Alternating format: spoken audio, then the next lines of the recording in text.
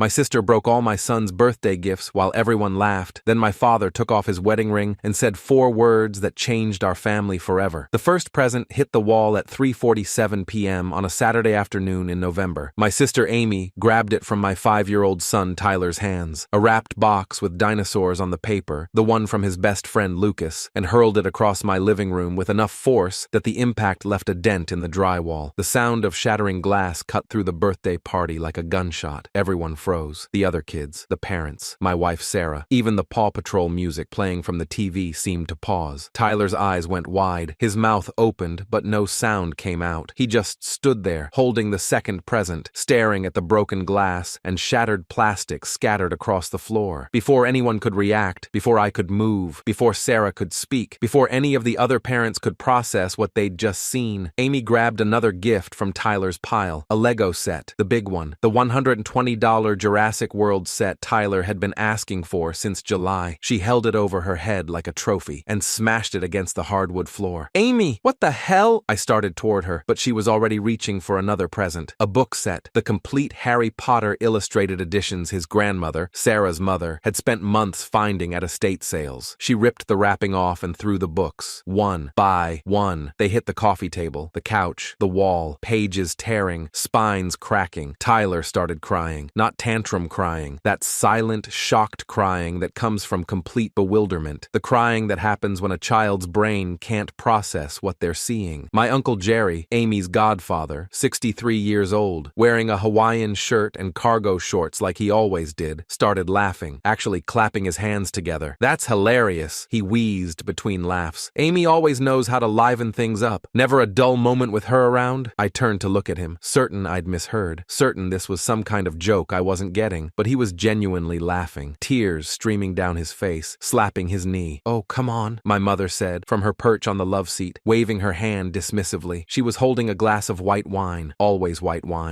from a box, always more than she should. "It's just stuff. Tyler's too sensitive anyway. Kids these days get so worked up over nothing." I stared at her, at this woman who'd given birth to me 32 years ago, who'd raised me, who was now sitting in my living room watching my son sob while his birthday presents were destroyed and acting like it was an overreaction to be upset. "He's always been dramatic," Mom continued, taking another sip of wine. "Remember his 3rd birthday? He cried for an hour over, what was it, a balloon popping? Something ridiculous. So sensitive." Amy smirked, dropping another shattered gift, a toy car that Lucas's parents had spent real money on. "Kids these days are so soft, can't handle anything." Something inside me went cold, not hot with rage, cold, like ice water in my veins, like something fundamental had shifted and would never shift back. "Everyone out," I said quietly. The room went silent. Even Tyler stopped crying for a second, startled by my tone. "What?" Mom turned to me, her wine glass pausing halfway to her lips. "Don't be ridiculous. We're family. We're celebrating." I said, "Get out. All of you." I looked around the room, except Dad. My father Raymond had been sitting at the dining table the whole time, silent, watching, not laughing, not defending anyone, just sitting there with his hands folded on the table, his face carved from stone. He was 70 years old but looked ancient right now, weathered, like he'd aged a decade in the last 5 minutes. "Honey, you're overreacting," Mom said, setting down her wine with exaggerated care. "Amy was just playing around. It's a joke. You know how she is." "Playing around?" My voice rose despite my attempt to stay calm. "She destroyed my son's birthday, and you're defending her. Again. She's your sister. She's a bully," I snapped, "and you've enabled her our entire lives. Every cruel thing she's ever done, you've excused. Every person she's hurt, you've told to get over it. Every time someone complained, you've made them the problem instead of her." Amy rolled her eyes dramatically. She was 35 years old, 3 years older than me, but she acted like a teenager, always had. "God, you're such a baby, Nathan. It's a few toys. I'll buy him new ones. Will you?" I pulled out my phone. "Because I've been documenting things for months, since August actually. When I finally accepted that this wasn't going to change on its own, the room went quiet. Even Jerry stopped laughing. I opened a folder on my phone. I'd labeled it evidence, but never thought I'd actually use it. Never thought it would come to this, but here we were. "Last Thanksgiving," I said, scrolling through screenshots. "You told everyone at the dinner table that I got fired from my job, that I was unemployed and living off Sarah's income. You said it loudly in front of 20 people, including my boss who we'd invited." Amy's smirk faltered slightly. "Except I didn't get fired. I got promoted. I'd just been promoted to senior project manager the week before. But you lied. You stood there and lied to humiliate me because you couldn't stand seeing me succeed. That was a misunderstanding misunderstanding. No, it wasn't. I pulled up text messages. I have the texts between you and your friend Melissa, where you specifically said, and I quote, "Can't wait to embarrass Nathan at Thanksgiving. He thinks he's so much better than me with his fancy job. Time to take him down a peg." Mom's face was going pale. That's taken out of context. At Mom's 60th birthday party, I continued, you accidentally spilled an entire glass of red wine on Sarah's dress, the vintage dress her grandmother made, the one she'd been searching for in her grandmother's things for years after she died, the dress that can't be replaced. Sarah was standing next to me now, holding Tyler, who'd buried his face in her shoulder. Her voice was steady but cold. You laughed when it happened, said oops, and walked away. I have the text messages, I said, pulling them up. Messages where you bragged to 3 different friends about ruining Sarah's dress on purpose. You sent a photo of her crying and wrote, "Mission accomplished." Amy's face was going red now. You're taking everything out of context. You always do this. You always twist things to make me look bad. And last year, I continued, my voice getting quieter but somehow more intense, when Tyler's first birthday cake got accidentally knocked over right before we were going to sing happy birthday. Remember that? Mom shifted uncomfortably. That was an accident. Amy bumped the table. Security footage says otherwise. The room went dead silent. I pulled up a video on my phone, hit play. The footage was grainy, but clear enough. Amy walking past the table where Tyler's birthday cake sat. A custom cake Sarah had spent hours decorating with dinosaurs and volcanoes because Tyler was obsessed with both. In the video, Amy paused, looked around to make sure no one was watching, then deliberately shoved the table hard. The cake toppled off, landed upside down on the floor, completely destroyed. Then she walked away and 30 seconds later came back acting surprised, saying, "Oh no, what happened?" "You pushed it," Sarah said, her voice shaking. "You destroyed our baby's first birthday cake, on purpose." "That video doesn't show anything. It shows you checking to make sure no one was looking before you shoved the table," I said. "And this isn't even everything. I have documentation going back 5 years. Every cruel comment, every lie, every time you've sabotaged something important to me or Sarah or Tyler." "Nathan, you're making this up," Mom said, but her voice lacked conviction. She was looking at Dad now, some unspoken communication passing between them. "No, Margaret," my father's voice cut through the room like a knife. "He's not." Everyone turned to look at him. He'd stood up from the dining table and was walking slowly into the living room. His hands were shaking, but his face was calm, resolved. "I've watched you enable Amy for 35 years, Dad said to Mom, and his voice had a quality I'd never heard before. Not anger, something sadder, something final. "I've watched you excuse every cruel thing she's ever done. I've watched you gaslight our son, and now our grandson, into thinking they're too sensitive, too dramatic, too emotional, when really you just refuse to hold your daughter accountable for being a bully." "Raymond," Mom started. "I found the journal," Dad said quietly. Mom went rigid, actually rigid, like she'd been electrocuted. "What journal?" I asked, looking between them. Dad's eyes never left Mom's face. "Your mother has been keeping a journal for years, since Amy was 17, writing down every time Amy hurt someone, every lie she told, every person she manipulated, dates, details, names of witnesses." My stomach dropped. "What?" "She knew," Dad said. "She always knew. She documented everything because she knew it was wrong. She knew Amy was hurting people, but she never did anything about it. She just kept writing it down and making excuses." "That's private," Mom shrieked, her wine glass shaking in her hand. "You had no right to read my personal journals." "You documented abuse and did nothing," Dad said, his voice rising for the first time. "You chose her cruelty over everyone else's pain, over your son's pain, over your daughter-in-law's pain, over your grandson's pain. You knew and you didn't care." Amy laughed nervously. "This is insane. You're all insane. It's a fucking birthday party. Get over it." Dad turned to look at her, really look at her, and whatever she saw in his face made her stop laughing. Then he reached down to his left hand, to the gold wedding band he'd worn for 40 years, the one that had never come off, even when he'd broken his hand falling off a ladder 15 years ago, and the doctors had to use soap to get it over his swollen knuckles. He twisted it, pulled it. It resisted for a second. 40 years of wear had made it tight, but he kept pulling until it slid off. He held it up so everyone in the room could see it. The gold band, catching the afternoon light streaming through the windows, a symbol of 4 decades of marriage. Then he threw it at Mom's feet. It hit the hardwood floor with a tiny metallic sound and rolled under the couch. The room went absolutely silent. Tyler stopped crying. Sarah stopped breathing. Even Jerry stopped existing for a moment. "Raymond," Mom whispered. The wine glass slipped from her hand and shattered on the floor, red liquid spreading across the hardwood like blood. What are you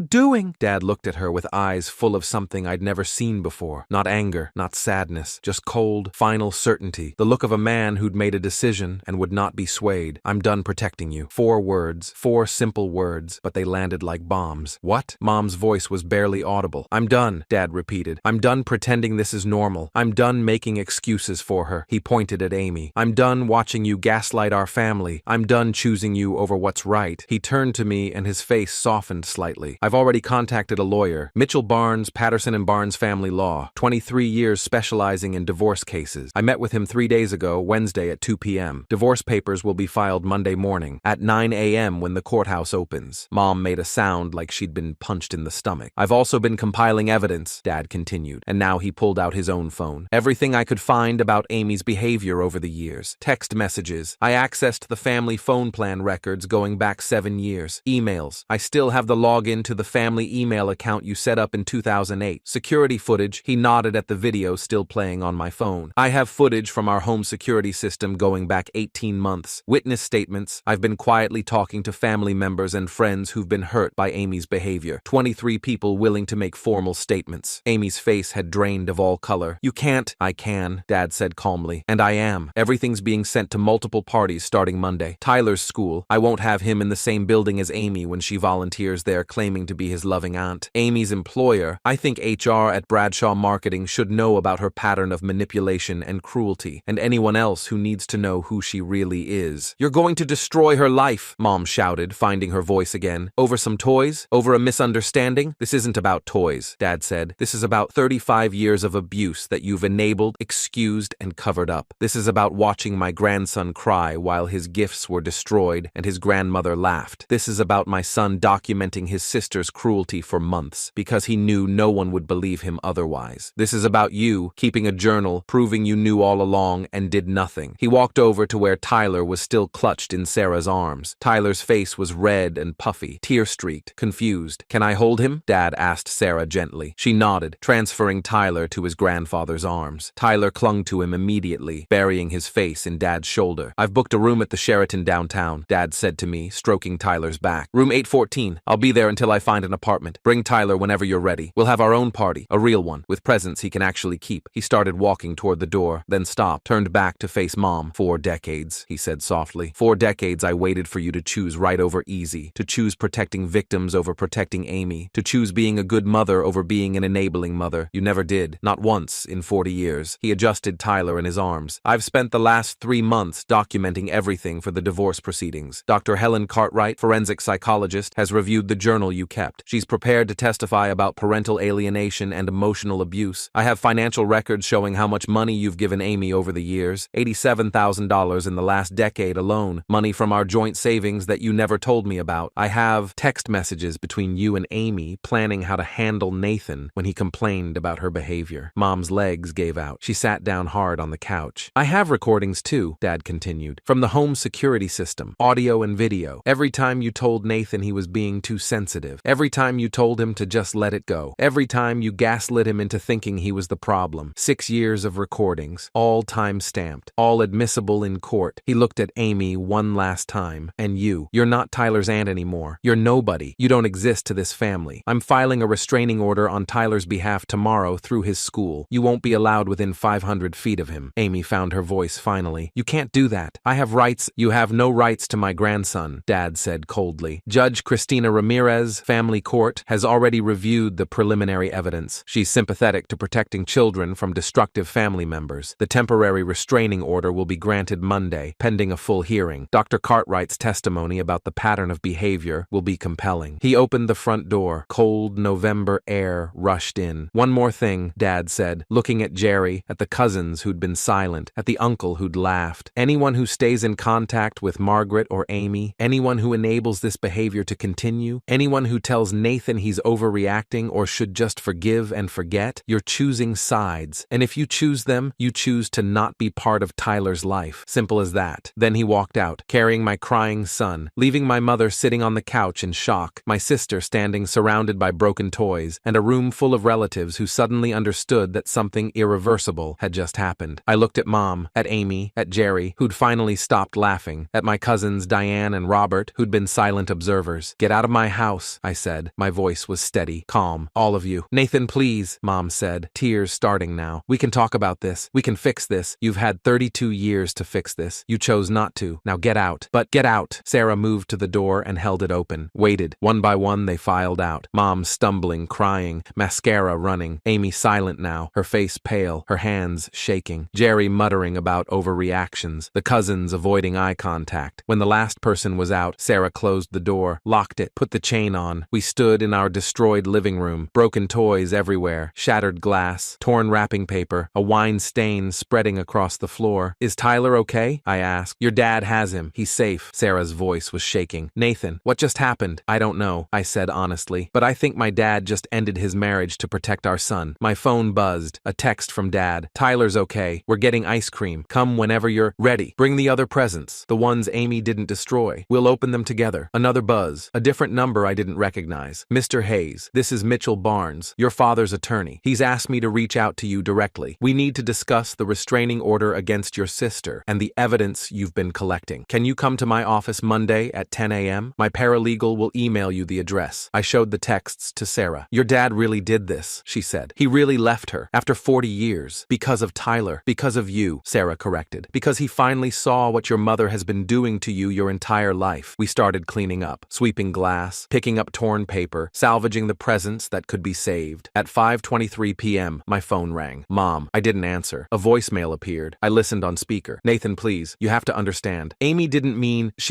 I know she went too far today, but she's still your sister. And your father, he's not thinking clearly. He's upset, but he'll calm down and realize he's making a mistake. We can fix this. We're family. Family forgives. That's what family does. Please call me back. Please. I deleted it. At 6:47 p.m., Amy texted, you're going to regret this. You've destroyed our family over a few toys. Mom's devastated. Dad's having some kind of breakdown. And for what? Because I made a joke? You're pathetic. I screenshotted it and sent it to Mitchell Barnes's email address that had come through, added it to the evidence folder. At 7:15 p.m., Sarah's parents arrived. They'd been at a wedding and had missed the party. When we told them what happened, Sarah's mother started crying. Not for my mother, for Tyler. That poor baby, she said. On his birthday. How could anyone do that? Easily, I said. When you've been enabled your entire life and never faced consequences. We drove to the Sheraton at 8:30 p.m. Dad had ordered room service. Pizza, chicken tenders, fries, Tyler's favorite foods. He'd also gone to Target and bought replacements for some of the destroyed gifts. A new Lego set, new books, a toy truck. Can we do cake? Tyler asked, his eyes red from crying but brightening at the sight of presents. Absolutely, Dad said. I got a cake from the bakery downstairs. Chocolate with dinosaurs. Sound good? Tyler nodded enthusiastically. We sang Happy Birthday in a hotel room. Tyler blew out candles on a store-bought cake, opened presents without anyone smashing them, laughed at his grandfather's terrible dinosaur impressions. It wasn't the party we'd planned, but it was better, because everyone there actually cared about Tyler, actually wanted him to be happy, actually protected him instead of protecting his abuser. At 10:47 p.m., after Tyler had fallen asleep on the hotel bed, clutching his new T-Rex toy, Dad pulled me aside. I need to show you something, he said quietly. He pulled out his phone and opened a folder. Inside were photos, hundreds of them. Pages from Mom's journal photographed page by page. I started reading. March 15, 2007. Amy told Jessica's friends that Jessica was sleeping with her boyfriend. Wasn't true. Jessica tried to confront Amy, but Amy denied it. Jessica lost all her friends. Amy laughed about it. October 3rd, 2009. Amy stole money from her roommate's wallet, $200. Roommate accused her, but Amy blamed another girl in the dorm. Other girl got kicked out of school. Amy bought herself new shoes with the money. June 12th, 2012. Amy sabotaged Nathan's job interview by calling the company pretending to be a reference and giving a bad review. Nathan didn't get the job. Amy told me she did it because she was jealous of his degree. November 8th, 2015. Amy destroyed Nathan's college thesis on purpose. Spilled coffee on his laptop. He had to rewrite 40 pages in 2 weeks. Barely graduated on time. Amy said it was an accident, but I saw her smile after. Page after page, year after year, detailed documentation of cruelty, and at the bottom of every entry in my mother's handwriting, talk to Amy. She promises she'll be better. I'm sure it was just a misunderstanding. She knew, I whispered, the whole time. She's known since Amy was 17, Dad said. I found the first journal in her closet when I was packing to leave. Then I found 6 more, spanning 18 years, every cruel thing documented, every victim named, and every time she did nothing except tell Amy to be better. Why didn't you ever say anything? Because I didn't know, Dad said, and his voice cracked. She hid them, kept them locked in a box in her closet. I only found them because I was packing my things to leave and the box fell. When I started reading, I couldn't stop. I spent 6 hours going through all of them. 18 years of evidence that she knew exactly who Amy was and chose to to protect her anyway. What are you going to do with them? Dr. Cartwright has copies. So does Mitchell Barnes. And now you do. They're evidence of knowing, willful enablement of abuse. In the divorce, they'll show a pattern of choosing Amy over everyone else, including you. In the restraining order case, they'll show documented evidence that Amy has been a danger to others for nearly 2 decades. He closed the folder. Your mother made her choice a long time ago, Nathan. Today, she just had to face the consequences. And I had to face that I've been complicit by staying with her, by letting her gaslight you, by not protecting you sooner. His eyes filled with tears. I'm sorry. I should have done this years ago. Dad, I watched her destroy you growing up, watched her make excuses for Amy while you were the one who got in trouble for reacting to Amy's cruelty. I told myself it would get better, that you'd grow up and move out and be free of it, but then you had Tyler, and I watched it start again, watched her excuse Amy's behavior toward Tyler, and I realized it would never stop unless I stopped.